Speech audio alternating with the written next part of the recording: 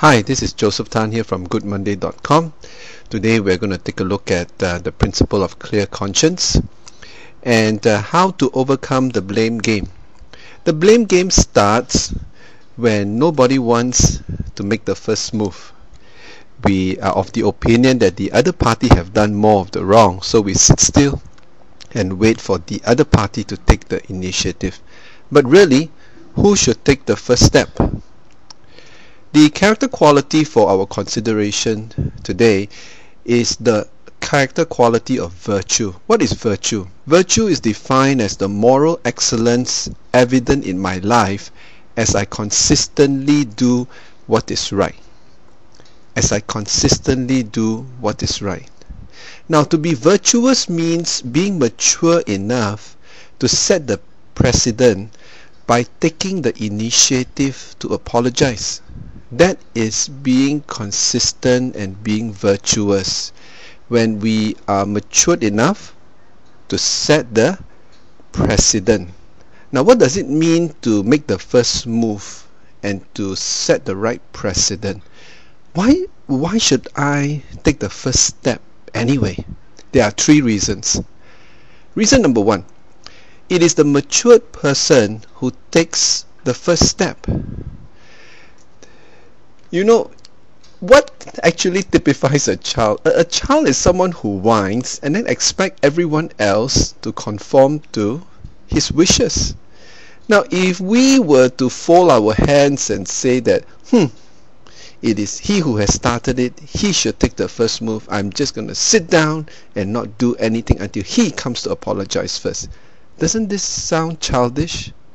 So, when you practice the character quality of virtue and take the first step to acknowledge your basic offense, actually you are the more mature one. Sure, it will require humility, but then again, it takes great strength to be humble. The second reason why I should take the first step is that leaders set the example.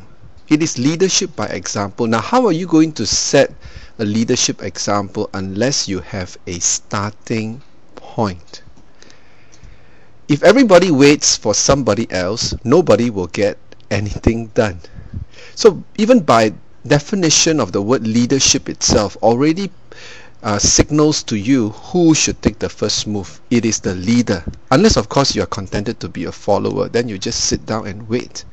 As someone once said, there are people who sit around and wait for things to happen, and there are those who make things happen. So if you want to be a leader who makes things happen, and when there is an offense, well, you make the first move by giving the apology.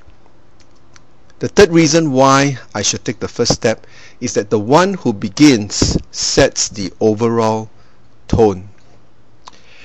What do I mean by tone?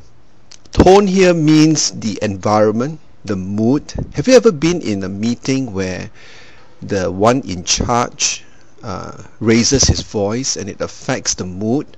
Or have you been to a party where the life of the party comes in and started joking around and started to add life to the party and the whole environment changed?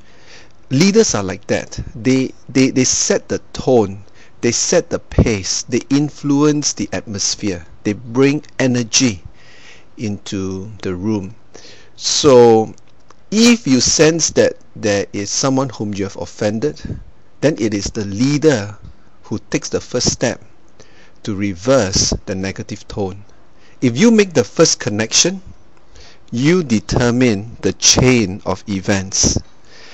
Conversely, if you don't make the first connection, the chain of events following will be one that will spiral down. So you have got to decide, will you make that first connection? So virtue is the moral excellence evident in my life as I consistently do what is right. So how do we consistently do what is right? Number one, remember that it is the matured person who takes the first step. Number two, leadership by example needs a starting point. That's you. And number three, the one who begins sets the overall tone. Now, how do we overcome the blame game? We overcome the blame game by taking the initiative. That is the mark of an authentic leader. Think about it. This is Joseph Tan here from goodmonday.com.